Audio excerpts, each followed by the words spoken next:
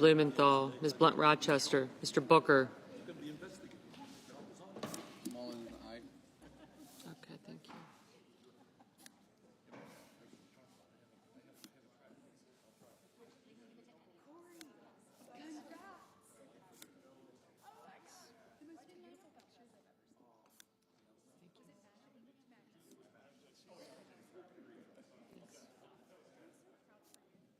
Mr. Bozeman. Mrs. Britt. Mr. Budd. Ms. Cantwell.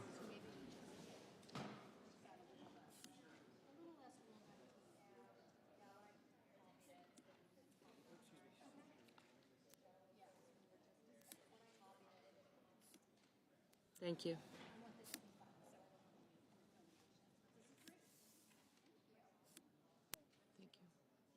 I did get you. Thank you.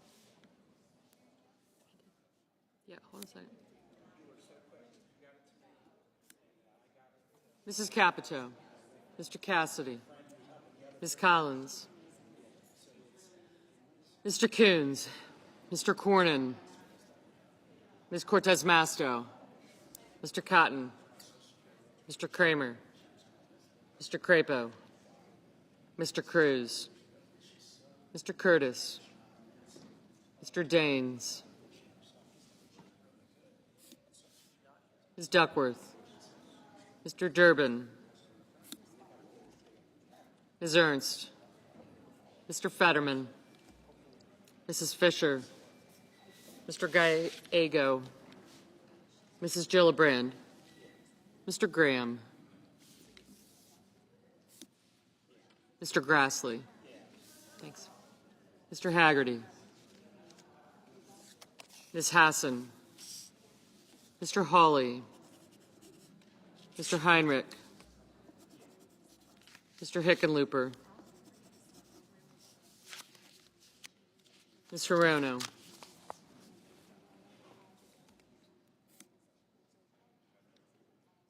Mr. Hoven, Mr. Husted, Mrs. Hyde-Smith, Mr. Johnson, Mr. Justice,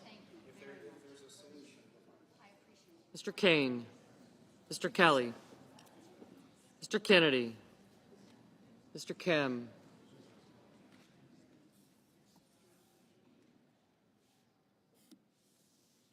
Mr. King,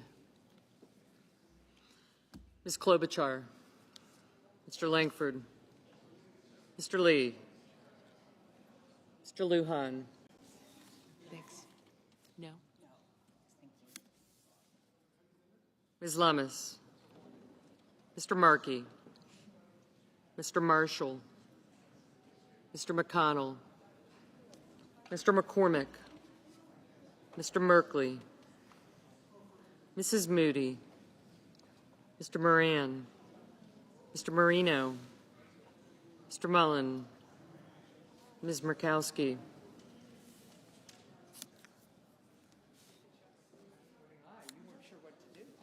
Mr. Murphy, Mrs. Murray, Mr. Ossoff, Mr. Padilla, Mr. Paul, Mr. Peters, Mr. Reed, Mr. Ricketts.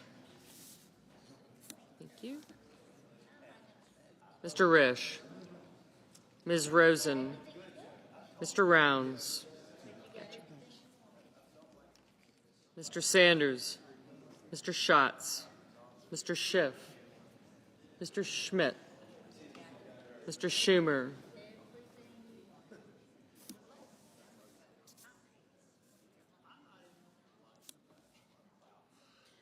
Mr. Scott of Florida, Mr. Scott of South Carolina, Mrs. Shaheen, Mr. Sheehy, Ms. Slotkin, Ms. Smith, Mr. Sullivan,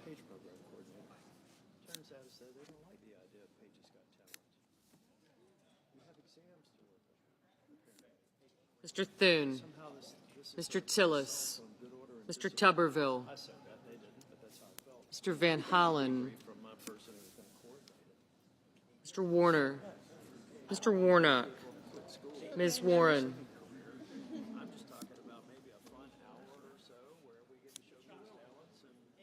Mr. Welch,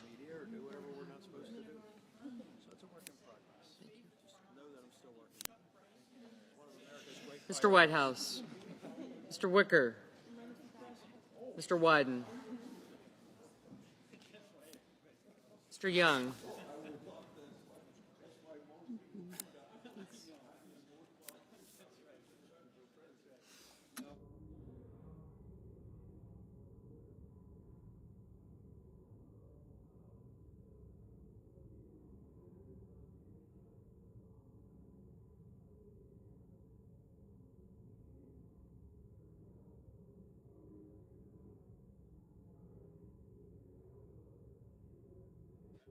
Senators voting in the affirmative: Blackburn, Bozeman, Britt, Cornyn, Curtis, Daines, Durbin, Grassley, Hassan, Hyde-Smith,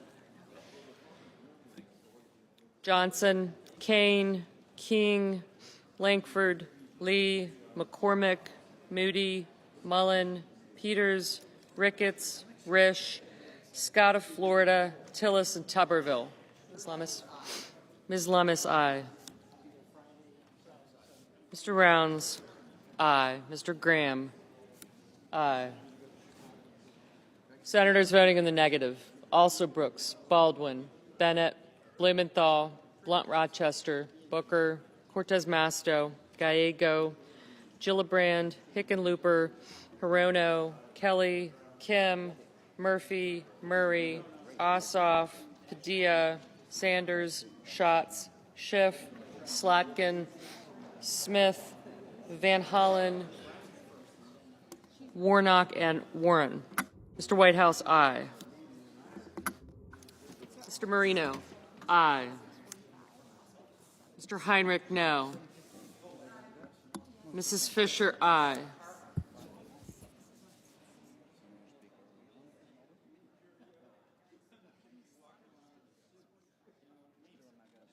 Ms. Rosen, aye.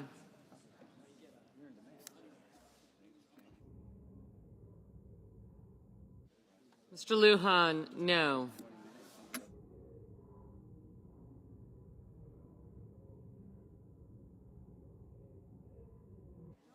Mrs. Shaheen, aye.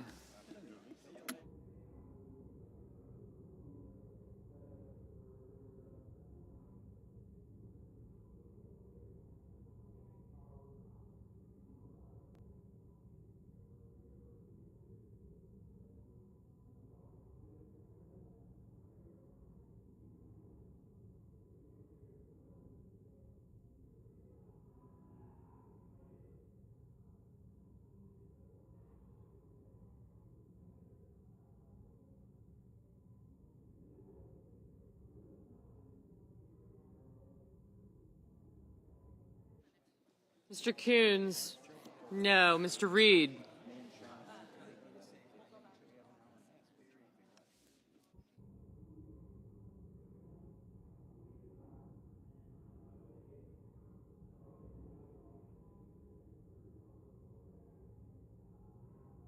Mr. McConnell, aye.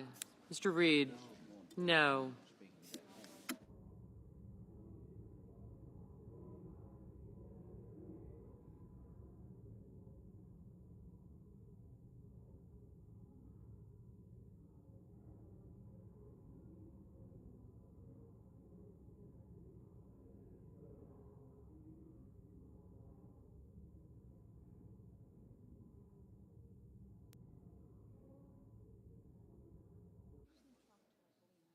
Mr. Schmidt, aye.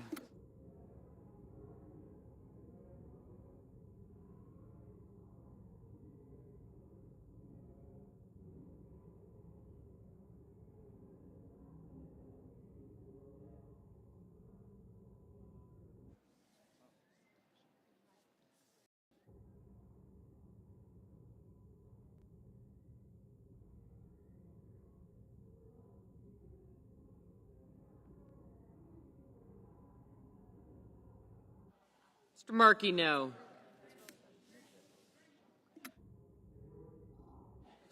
Mr. Welch, no.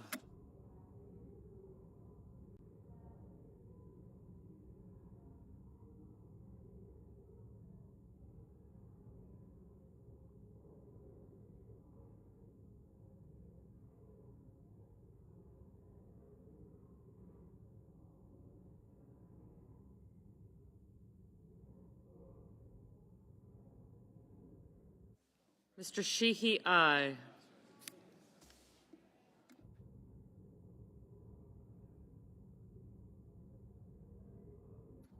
Mr. Husted, aye.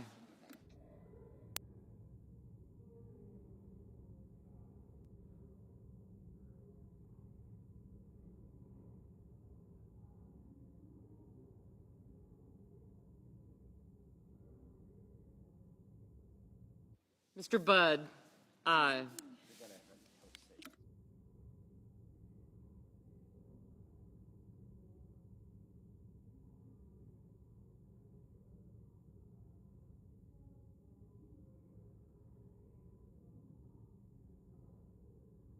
Mr. Kennedy, aye.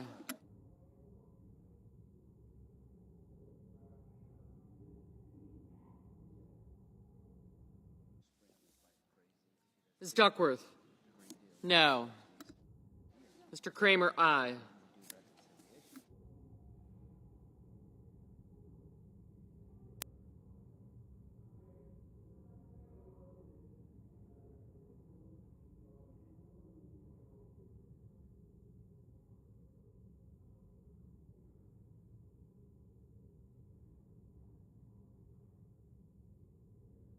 Ms. Cantwell, no.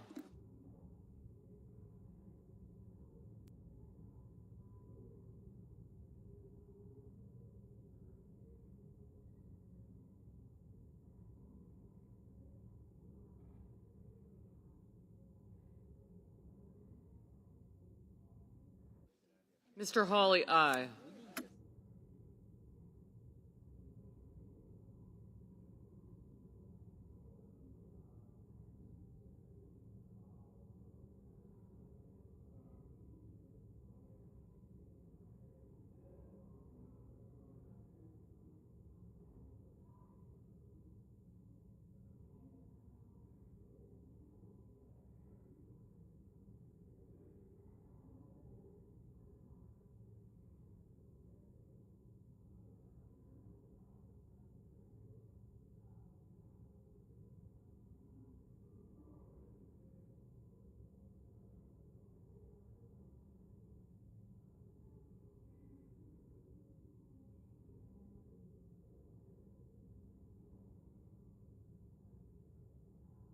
Mr. Wyden, no.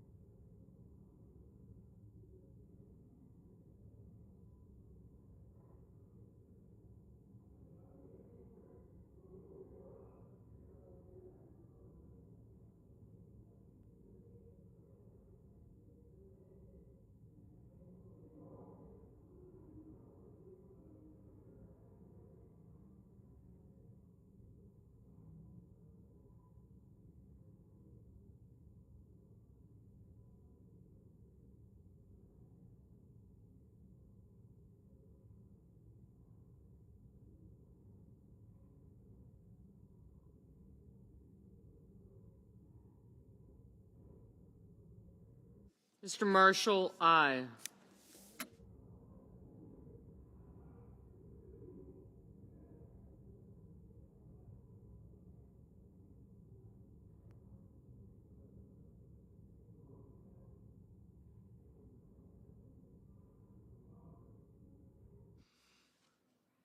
Ms. Collins, aye. Mr. Scott of South Carolina, aye.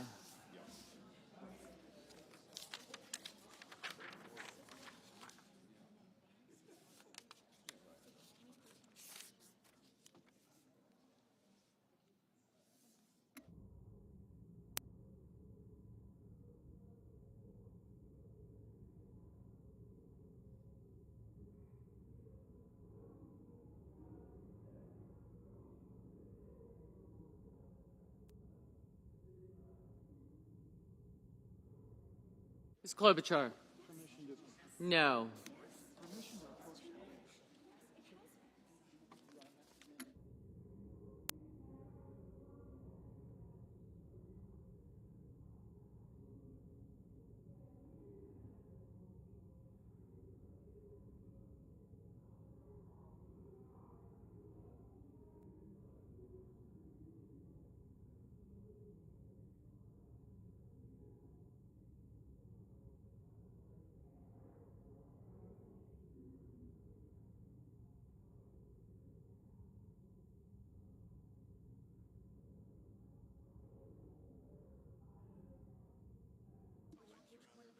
Mr. Hoeven?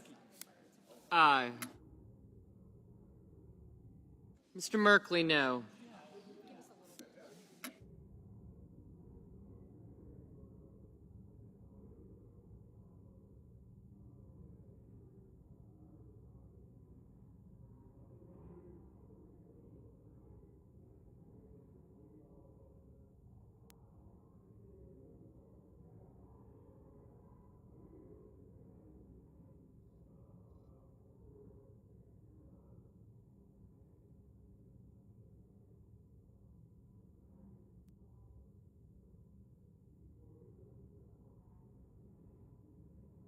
Mr. Haggerty? Aye. Mr. Warner, no.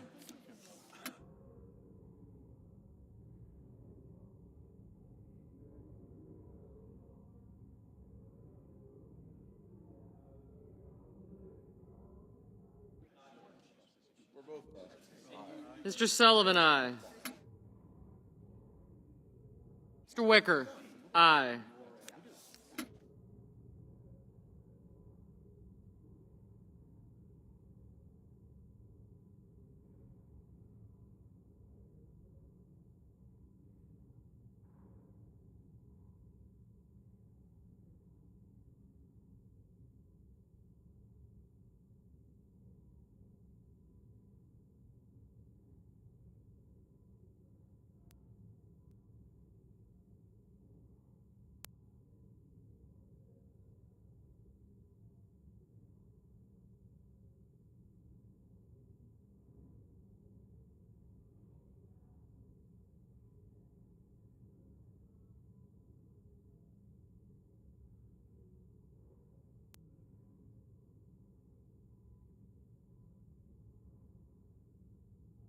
Mr. Crapo? Aye.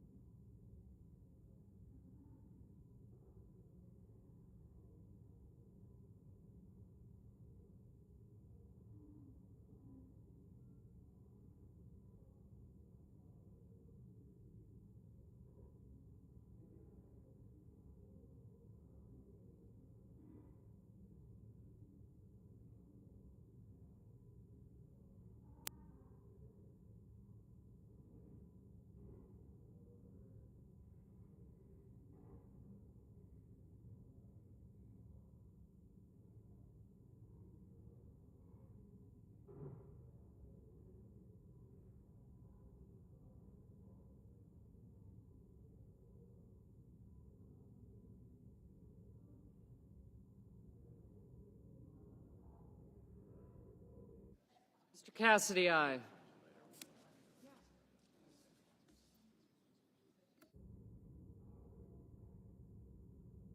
Mr. Banks, aye.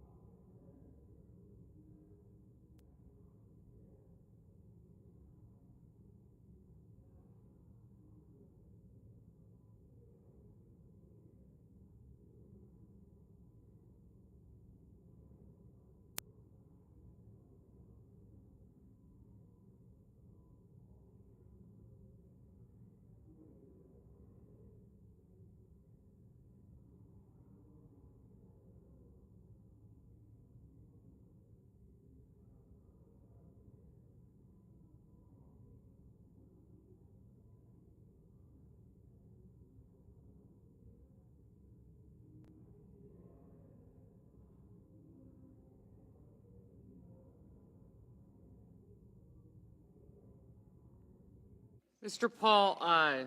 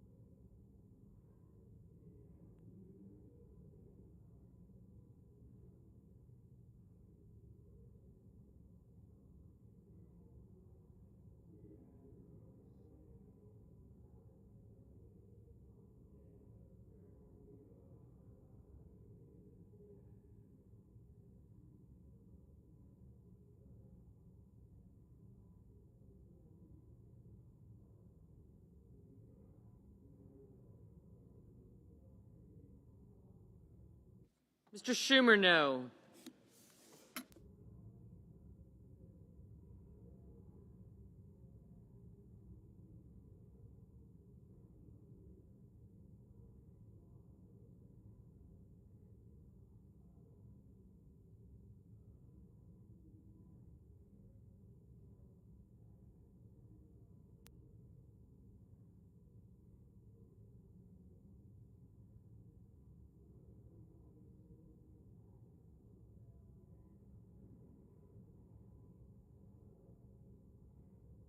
Mr. Cotton, aye.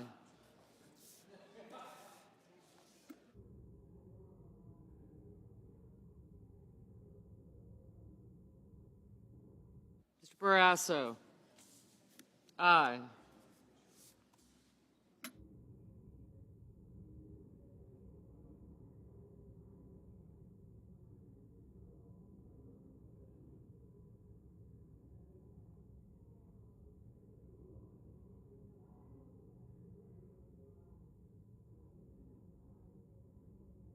Mrs. Capito, aye.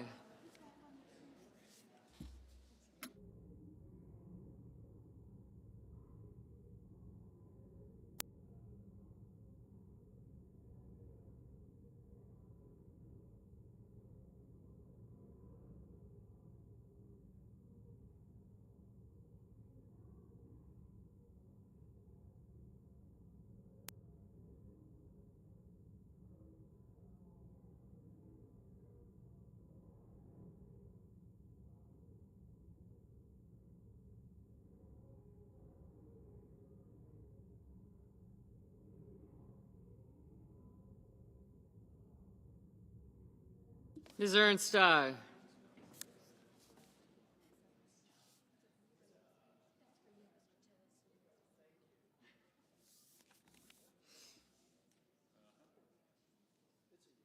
Mr. Young, aye.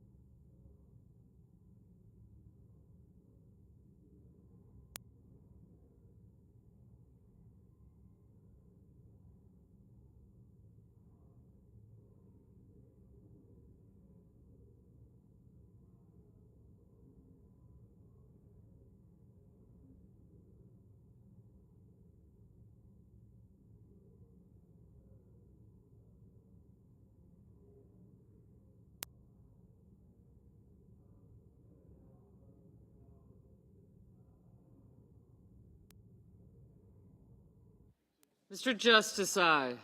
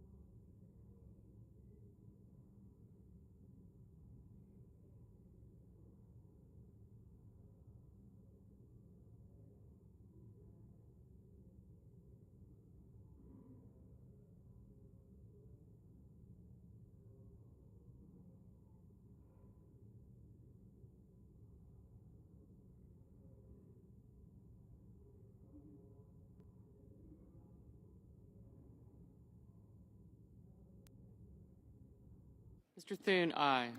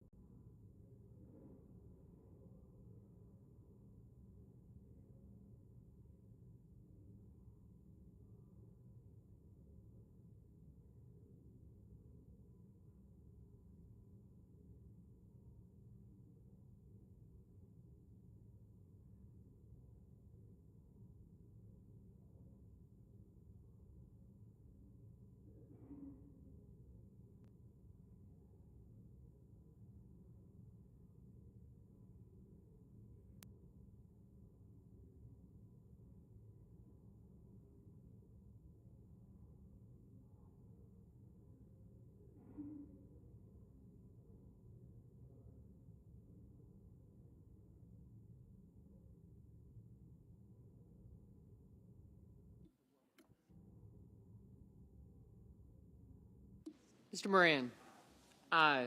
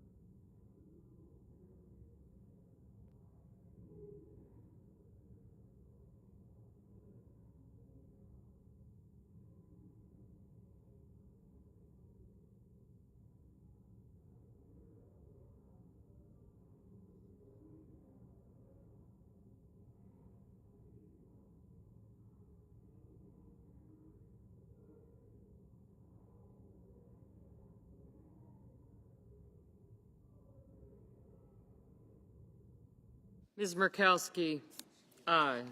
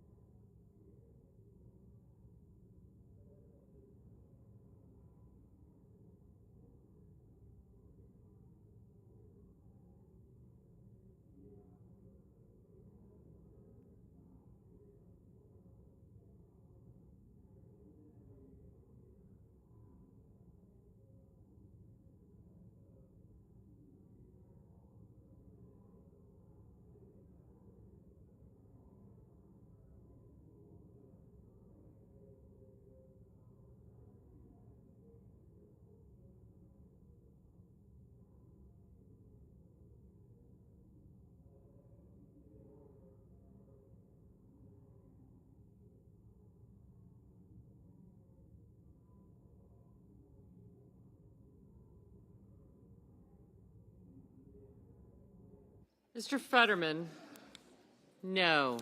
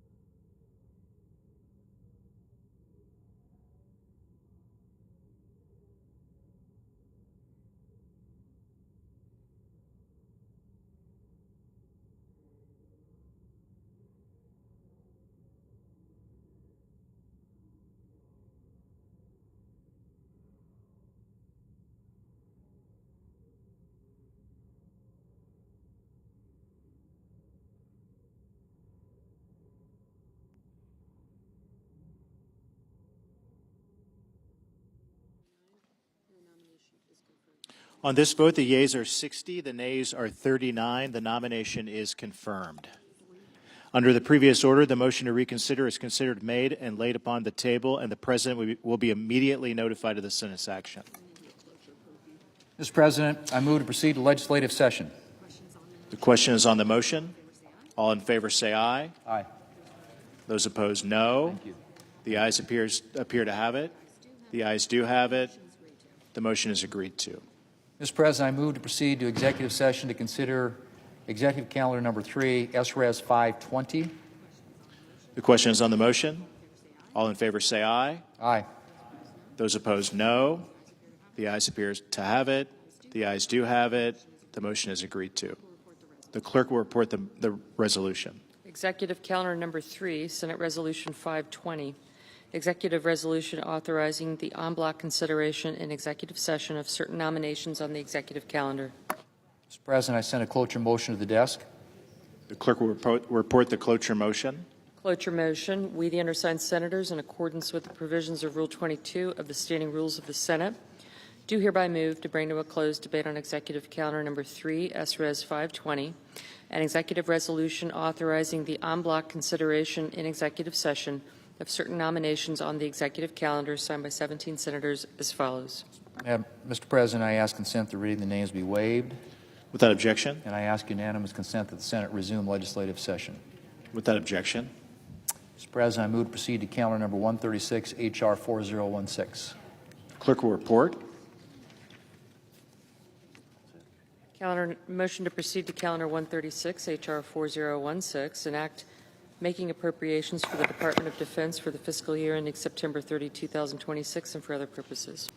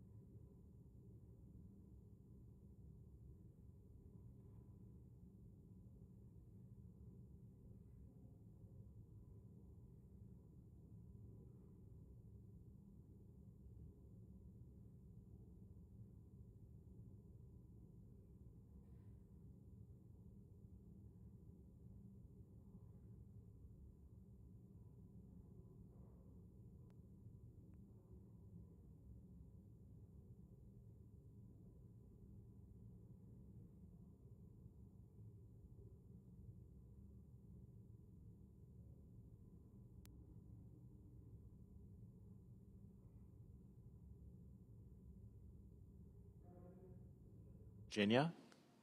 Mr. President, Juan Orlando Hernandez is the former president of Honduras, a country I lived in when I worked with Jesuit missionaries in 1980 and 81.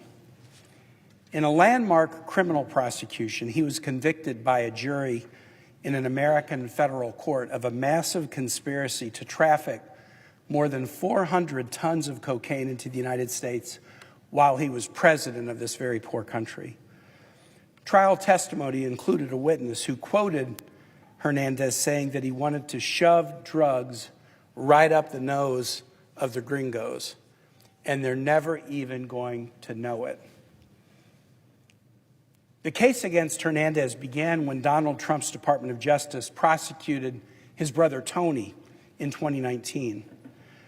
During that trial and the subsequent trial of the former Honduran president in 2024, evidence showed that President Hernandez led a conspiracy to distribute cocaine in the United States, engaged in serious firearms offenses, and collected millions of dollars in bribes from some of the most dangerous criminals in the world, including Joaquin El Chapo Guzman of the Sinaloa cartel. These actions coincided with a spike in violent crime in Honduras, rendering it for a time the most dangerous nation on earth, forcing many Hondurans to leave their country, some coming to the United States. The jury that heard the 3-week-long case against the disgraced former president convicted him on multiple offenses. He was sentenced to 45 years in prison. Last Friday, the day after Thanksgiving, President Trump announced that he would pardon this notorious narco-trafficking kingpin after just 1 year serving his 45-year sentence in a federal penitentiary in West Virginia. Hernandez was released from prison yesterday. The unconscionable Hernandez pardon followed another Trump pardon of another notorious narco-trafficker. On January 21, 2025, the day after President Trump's inauguration, he pardoned Ross Ulbricht. Ulbricht was convicted in a federal court after a 4-week jury trial in 2015 of 7 serious charges stemming from his operation of a criminal enterprise known as Silk Road. Silk Road, for those not familiar, was an underground online marketplace where drug dealers and other criminals conducted more than $200 million in illegal drug trade and other unlawful activities. Ulbricht was sentenced to life in prison by an American jury. President Trump is claiming to be taking action to stop the flow of narcotics into the United States. Yet these 2 outrageous pardons show that he is willing to excuse and free the worst narco-traffickers in the world. How does this protect Americans from the flow of narcotics entering our country? As someone who knows this region very well because of my time spent living there and my subsequent work in this body as chairman and ranking member of the Americas Subcommittee of Senate Foreign Relations, I can tell you that the decision with respect to ex-President Hernandez will severely tarnish our reputation with our regional friends and allies. Pardoning him sends a message of impunity to those involved in drug trafficking, violent crime, and corruption, which are often clear causes of irregular migration to the United States. Why pardon a crook who successfully shoved 400 tons of cocaine right up the nose of the gringos? Why pardon a criminal who established the largest underground illegal drug market in the world? How come President Trump is willing to ignore the American juries who looked at the overwhelming evidence against these narco-traffickers and convicted them? It's hard to see any reason for these pardons except that Hernandez and Ulbricht are mega rich. Their bank accounts are stuffed with millions from illegal activities, which gives them the means and the motive to pump large sums of money into downtown D.C. to get out of jail. It's true that a president has expansive pardon authorities, but it's also true that American politicians have been successfully prosecuted for selling pardons. I can't say for sure what's going on here, but the pardon of Hernandez is so bizarre, so counter to the president's stated priorities, that it's difficult for me to fathom any reason why this would happen other than that someone in the administration was benefiting from it. None of it makes any logical sense. I hope that our justice system is up to the task of finding the real story behind these pardons, especially since President Trump has a track record of pardoning those who have contributed to him. Drug kingpins who become rich by profiting off the addictions of everyday Americans shouldn't be allowed to get away scot-free, and federal officials who facilitate the pardon of these individuals have to be held to account. Now, the pardon of disgraced former President Hernandez and Russ Ulbricht also raised serious questions about the Trump administration's ongoing war against boats in the Caribbean and the Pacific and the threatened war against Venezuela. The president and his Secretary of Defense claim that these actions, taken without congressional authorization, are designed to stop narcotics flows into the United States. Is that the real story? Even before we get to the question of what is motivating the president to kill unknown civilians on boats and threaten to start a costly new war of choice with Venezuela, the serious legal questions about these military actions continue to multiply. The U.S. military began to strike boats in the Caribbean and Pacific on September 2nd. So far, the U.S. is engaged in more than 20 known strikes, killing at least 83 people. The first strike happened on a boat in the Caribbean on September 2nd. Based on public reporting, we now know that the initial strike killed most on board, but 2 survivors were left clinging to wreckage in the water. The U.S. Defense Department rules about war make plain that it is illegal to kill wounded survivors under these circumstances. International law commands the same. Those surviving cannot be wantonly slaughtered.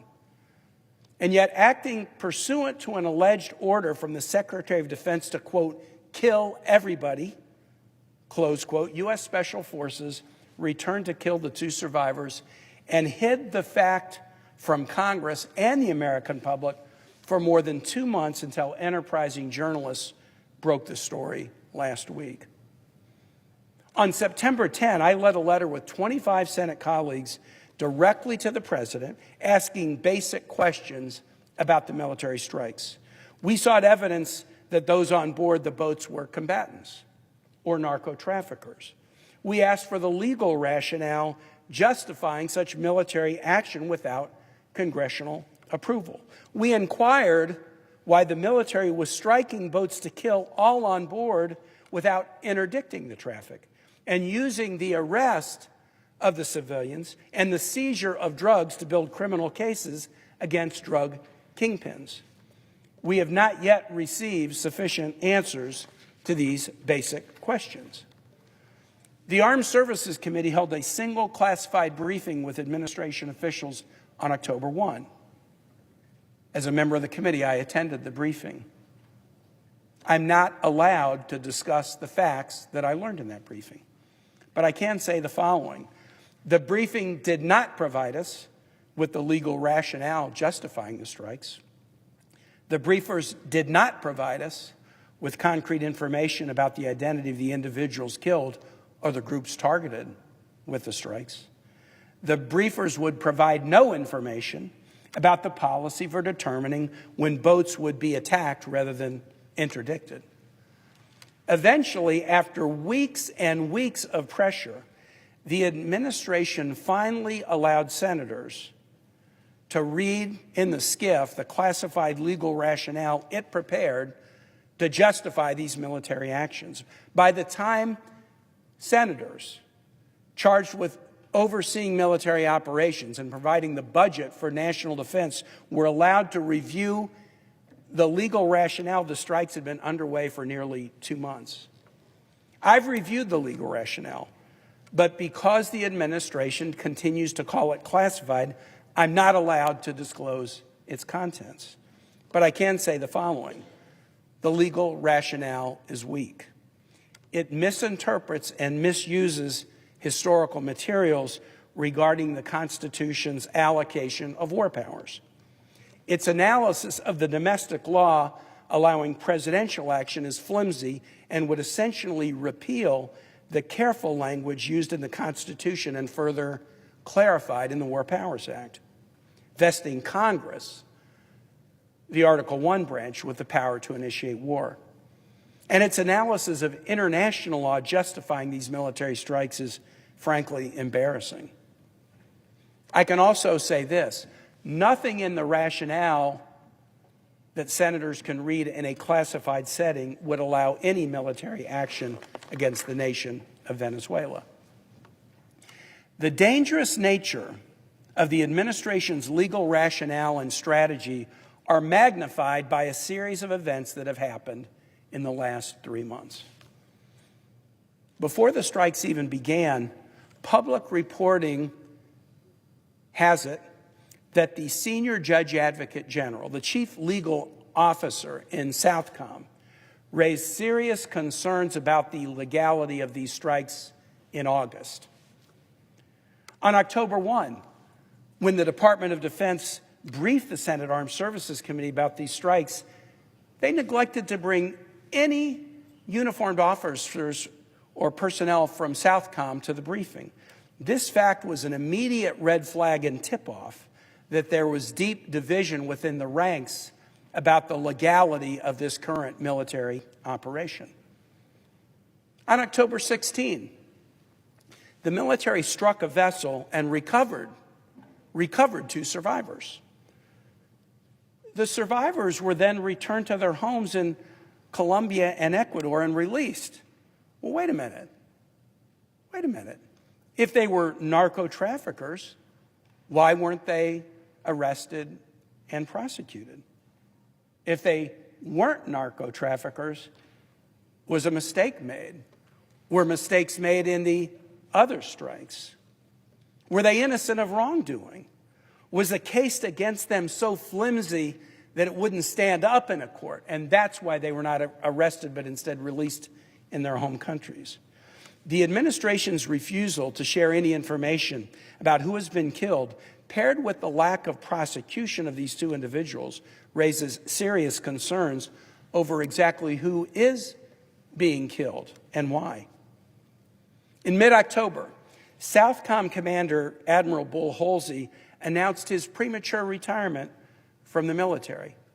A posting to be head of Southcom would normally go for 3 years. Admiral Halsey was confirmed less than a year ago, and he announced that he was prematurely retiring at the peak of his career, 3-star admiral, being given command of this important COCOM. Reporting suggests that the retirement followed tense argument between Admiral Halsey, Secretary Hegseth, and Chairman Dan Kane over the legality of these military strikes.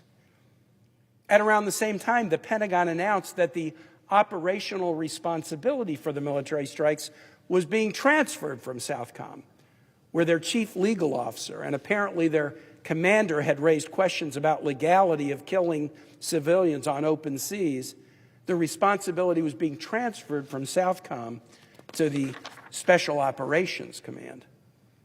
My read of that shift, together with the other evidence about the JAG opinion in Southcom and the premature retirement of the Southcom commander, is that it signifies a deep concern within the Pentagon leadership over the legality of the ongoing military action. On November 11, we learned that one of our closest allies, the United Kingdom, was restricting traditional information sharing with the United States in Southcom area due to its concerns about the legality of the U.S. military actions.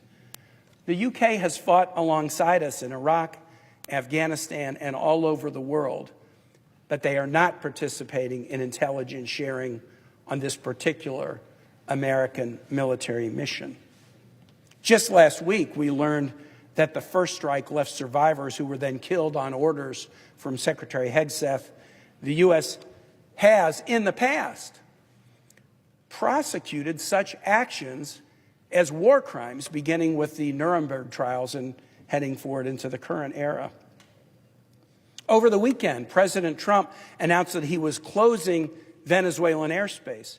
Where is his authority to close the airspace over a sovereign nation? Did the Pentagon even know that he would announce such a policy via his social media account? Do we even know the airspace has been closed or whether any flights are still occurring? And most recently, our Secretary of Defense, who likes to cosplay by giving himself the fake title, Secretary of War, posted an image on Twitter of Franklin the Turtle firing missiles at narco-terrorists. Pete Hegseth's social media account for your Christmas wish list: Franklin targets narco-terrorists. This is the Secretary of Defense, folks, of the greatest nation on earth. And to him, this thing's just a big joke. Think about that. America's Secretary of Defense has enough time on his hands that he and his minions get to come up with cartoon memes to make light of the fact that the United States is killing people in international waters. He's spending his time and energy thinking about cartoons rather than keeping us safe.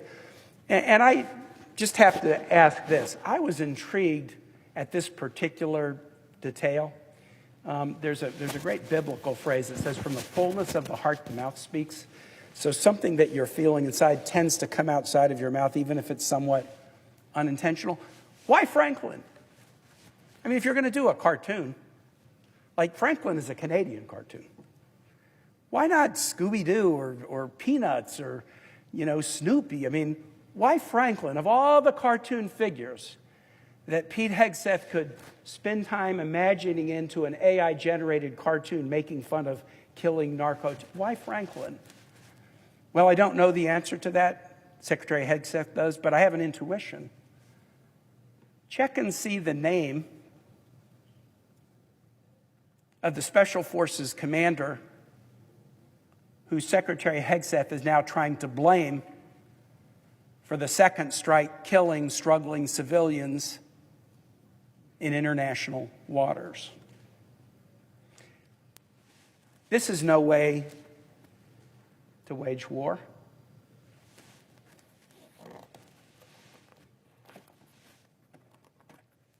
This is no way to wage war.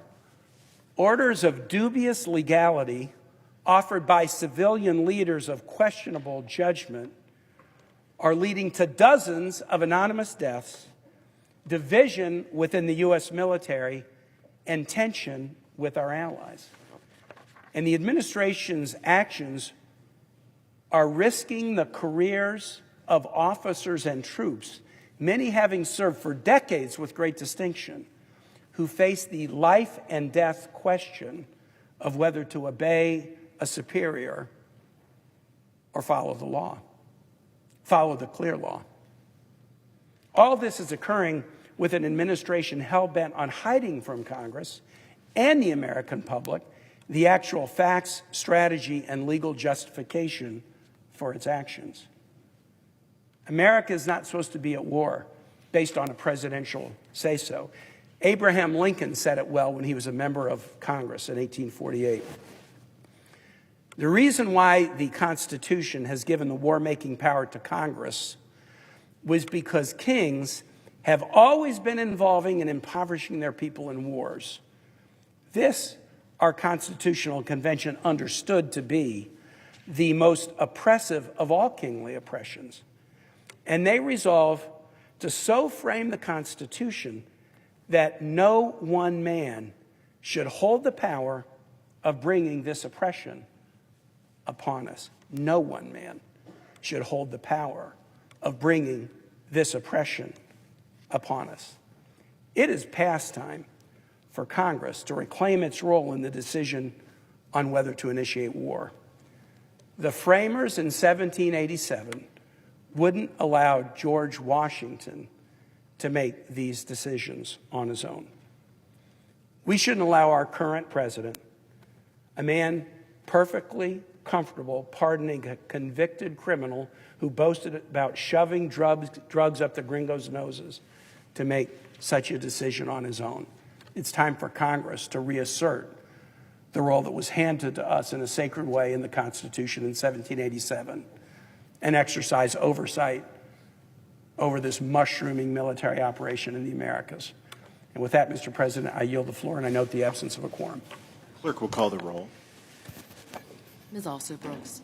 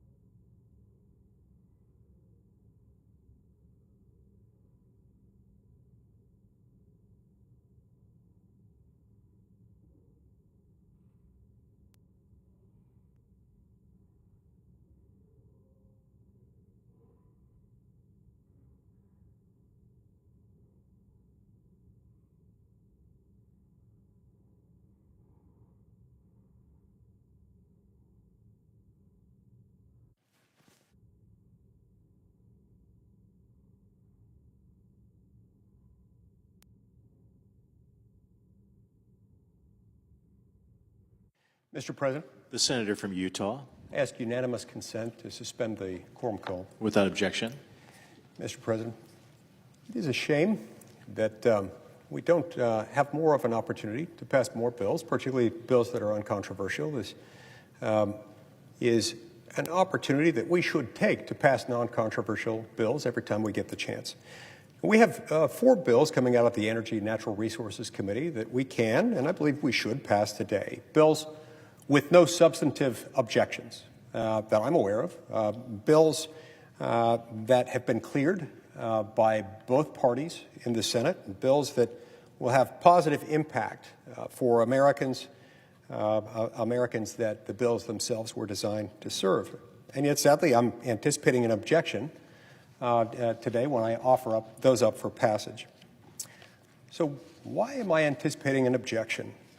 Well, Mr. President, I'm looking forward to hearing from my colleague, my friend and colleague from New Mexico, Senator Heinrich, on what objections he might have to a bill from Senator Hawley that would designate America's Churchill Museum in Missouri as a National Historic Landmark. I'm looking forward to hearing from him what problems he might have with Senator Padilla's uncontroversial bill to adjust the boundaries of the Golden Gate National Recreation Area.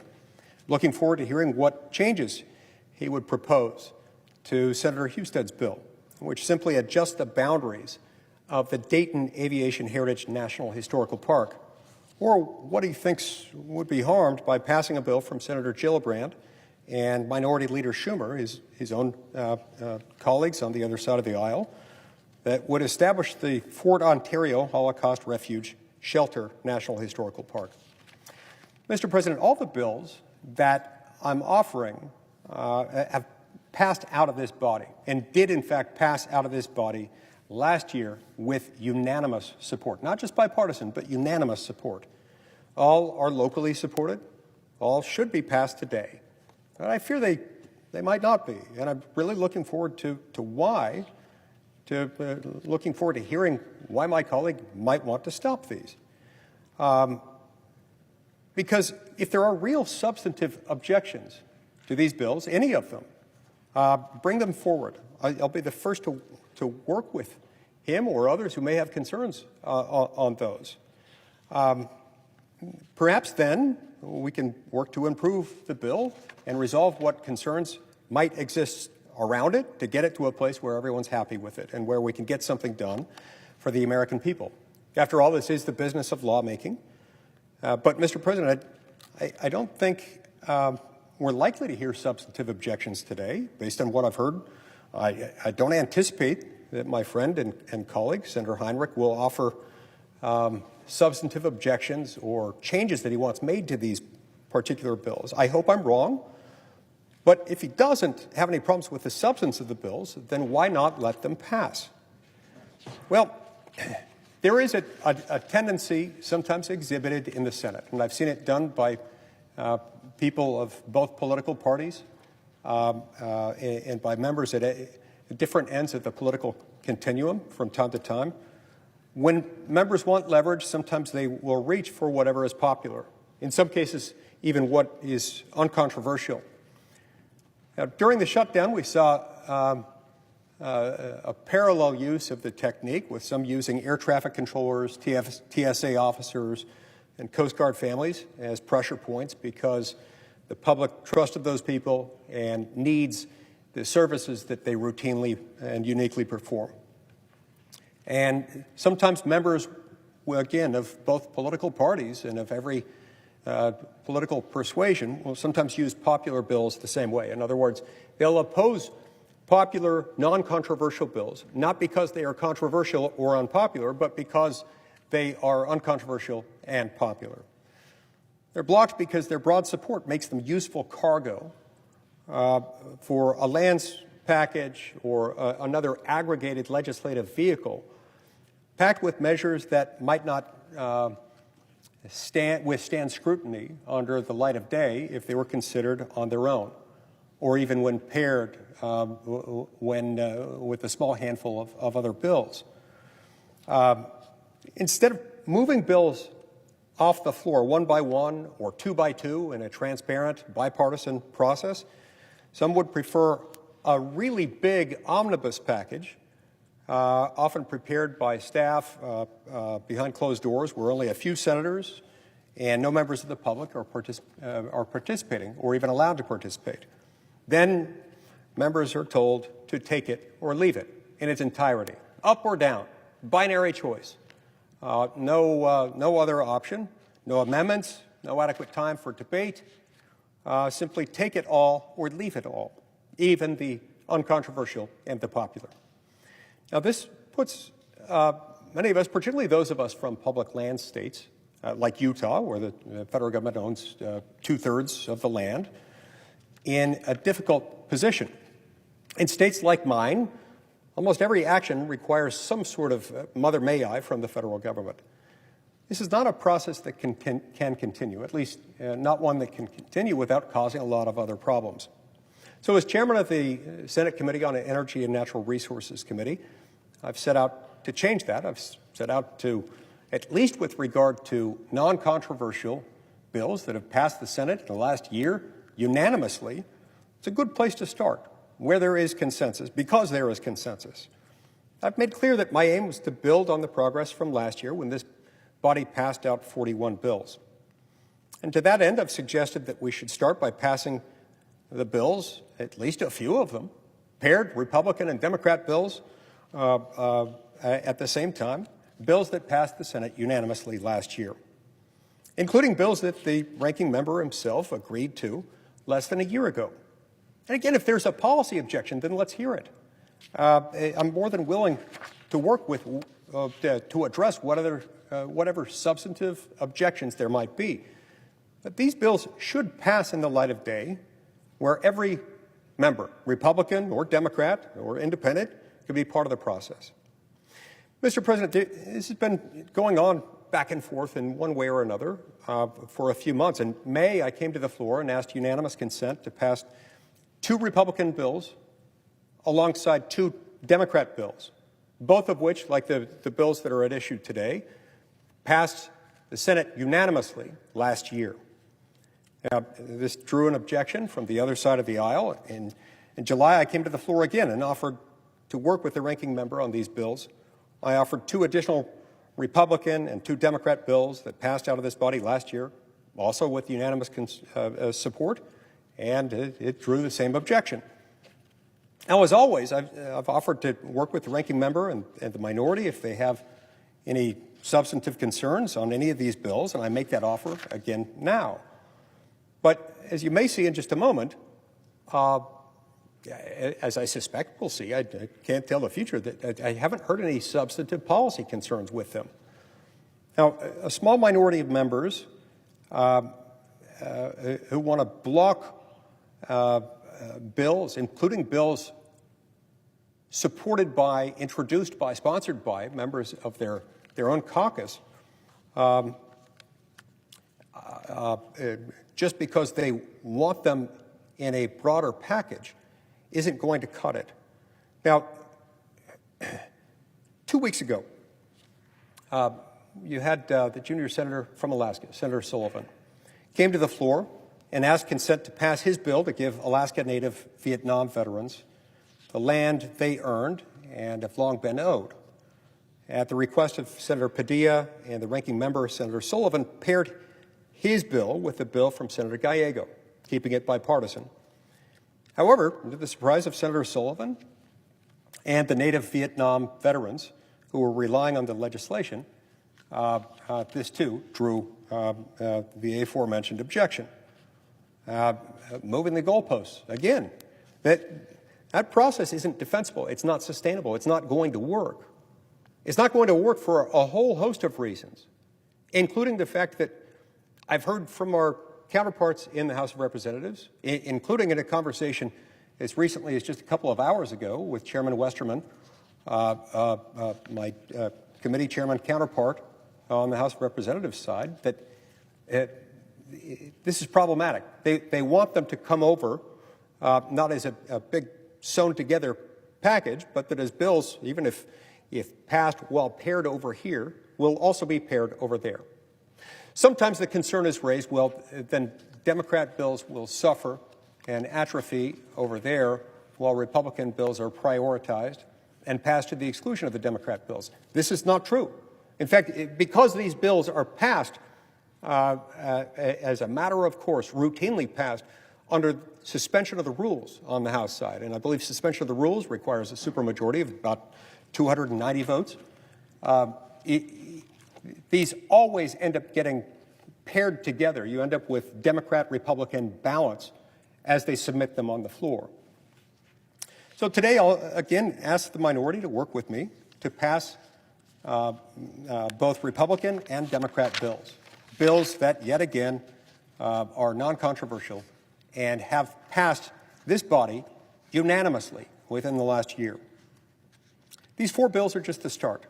I have a list of 19 bills that Republicans are prepared to pass today. My staff has shared the list with the ranking member's staff. In fact, we did so weeks ago, and yet we continue to hear talk of an objection today. I'm willing to commit to working with my colleagues on the lands bills they wish to pass, with the understanding that as we bring them to the floor to try to pass them by unanimous consent, we'll continue to pair them so that there's balance. So please, let's work together. We can do this. This isn't hard.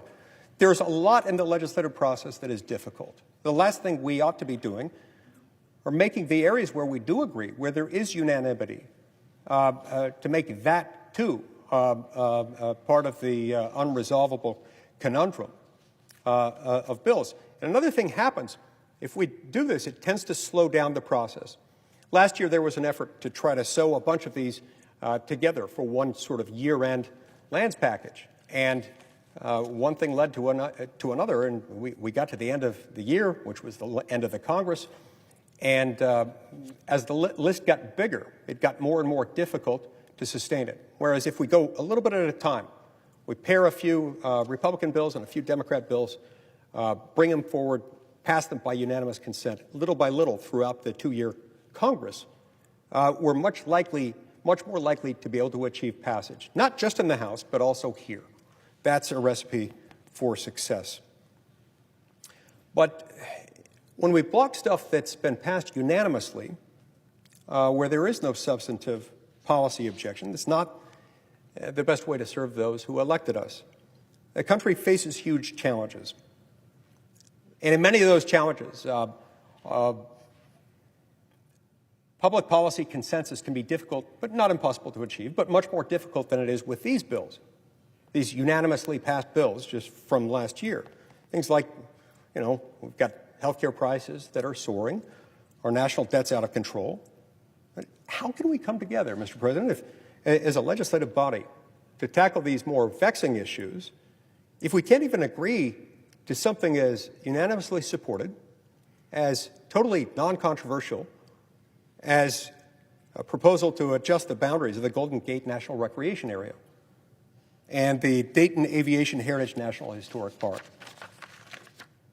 Mr. President, the American people deserve a government that tells them what it's doing and why. The American people deserve bills that succeed or fail on their own merit in a digestible format. They do not deserve a process in which someone can slip a controversial idea past the public without debate by smuggling it into a much broader package consisting mostly, but not entirely, of completely uncontroversial bills. This chamber should reject that approach.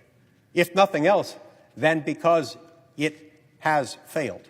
It brought us to failure in the last Congress at the end of last year, just as it will end in failure if we try to do that again. And we've been reminded by our counterparts in the House of Representatives as recently as a few hours ago that it will also contribute to failure over there. We can do better, but this is a start. This won't solve all of our problems or resolve all of our disagreements, but it will bring this one to a close because there is no disagreement here. At the end of the day, this should end today, but only if we insist that bills be able to stand on their own 2 feet and that we're willing to bring them forward one by one, 2 by 2, with Democrat and Republican balance. So to that end, Mr. President, I ask unanimous consent that the Committee on Energy and Natural Resources be discharged and that the Senate proceed to to the immediate consideration of the following bills en bloc. Further, that the bills be considered read a third time and passed en bloc, and that the motions to these bills and motions to reconsider these bills be considered made and laid upon the table, all en bloc.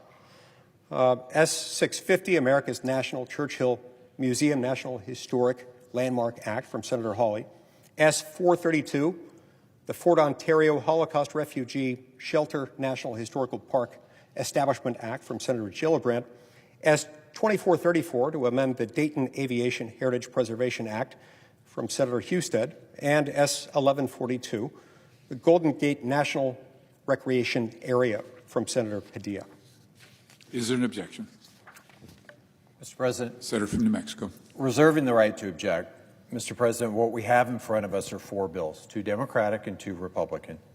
And my concern remains the same as it was literally 11 months ago, that passing bills one by one does not guarantee their final passage or being signed into law, or that important local priorities from Democratic states will be honored along with those from Republican states. As the chair said, I do not have substantive policy concerns with these particular bills. But we passed a set of bills as a test like this over the summer, and we have seen no action in the House. And continuing to pass individual bills in this manner when we have so many stacked up in committee will be unproductive until our House colleagues work with us on a path to get bills actually signed into law. We need a way to ensure that member priorities, transparently, regardless of size, political party, or state, have a way to be considered and actually become law. This current process is not working, and I remain committed to working with the chair to find a solution that ensures the priorities of both chambers and both parties can be met. In the meantime, I do have a proposal for the chair. I would like to take these 4 bills and pass them together under a single bill number. This is not a large omnibus package. These have all been vetted. Each bill in this set has been supported by the Republican caucus and the chair, and it remains 2 Democratic priorities and 2 Republican priorities. But by combining these bills together under one bill number, it helps to ensure that none of the priorities are left behind on the cutting room floor, and all have an equal pathway to becoming law. And therefore, I would ask that the senator modify his request, and instead the Senate proceed to the immediate consideration of my bill, which combines the text of the aforementioned 4 bills and is at the desk, that the bill be considered read 3 times and passed, and the motion to reconsider be considered made and laid upon the table. Is there an objection to the modification? Mr. President, Senator from Utah. reserving the right to object. Look, the package just proposed by Senator Heinrich harkens back to a time when the Senate sometimes did those things. Sometimes it worked, sometimes it didn't. More recently, it doesn't work. More recently, as a year ago, this proved not to work right here in the Senate. And it's also proven not to work over in the House. Now, my friend and colleague insists that this process isn't working. Well, it's not working only because of this particular objection. And it's not working here only because of these specific pairings suggested to us by the ranking member's own staff a matter of weeks ago. It's not just that he's voted for these within the last year, 11 months ago. It's that these specific pairings were suggested by his own team to mine. And so I don't understand why this means that we should put them all together. Now, let's take it face value. We received word that this was happening just a few hours ago. Just a few hours ago, we got a bill that, to my knowledge, hasn't been read yet. Let's just assume for a second that all that this does is to put the exact text of each of those 4 bills into one larger bill, introduced in Senator Heinrich's name, and then brought to the floor. I struggle to understand why that is acceptable, but passing them in one fell swoop, in one unanimous consent request on the floor of the Senate is objectionable to him. Now, we've heard a moment ago an argument that I foreshadowed a moment ago the argument that somehow this would result in Democratic bills in the other chamber being neglected while Republican bills were expedited. Now, were this a concern that were borne out in fact, it would be a reasonable, legitimate one. But we've been told by the House not only that they will pass these, if at all, on the suspension calendar, which requires a supermajority vote, about 290 votes, as I recall, but that because it has to be passed that way over there, they pair them, just as we pair things here quite frequently with uncontroversial bills like this to make sure that we've got party balance between Republican bills and Democrat bills. We've also been promised by them that it will cause problems and will likely signal doom to bills when we sew them all together in one package. That's not how they like to do it over there, and in many cases, it's not how our members want to do it here. From our own colleagues today, some of whom are affected by these bills, who are concerned about what this practice will do to them. And so, look, we've tried to do this. We paired these according to suggestions made by the ranking member's own staff. Requested a meeting with them in September. We were rebuffed. We were declined. I remain ready to meet at any time to discuss how we can do them. And I'm simply trying to move bills that have been sponsored by both Republicans and Democrats in a fair and balanced fashion, in a way that everyone can understand in the member-driven process for which this body was built and rather uniquely designed. And yet my colleague, the ranking member, continues to object. And so it makes me wonder what the end is here. If the end is passing good legislation that we can all agree on, then why not pass these now? This isn't always possible to present bills like this. It's not on every issue. It's not lost on any of us that on most issues we don't have unanimity. Certainly, we pass a lot by unanimous consent, but not everything can pass that way. These bills individually are uncontroversial here, and they are in the House. But they become controversial the minute someone insists that they be sewn together in one package where you have to vote for all of them or none of them in order to get them through. That kind of practice, used by members of both parties at times in the past with varying degrees of success, but less success more recently, is a type of extortion for bills imposed on bills that have no opposition and that have no substantive objections. There's no legitimate reason to not pass these here today, and I can't in good conscience let that process continue.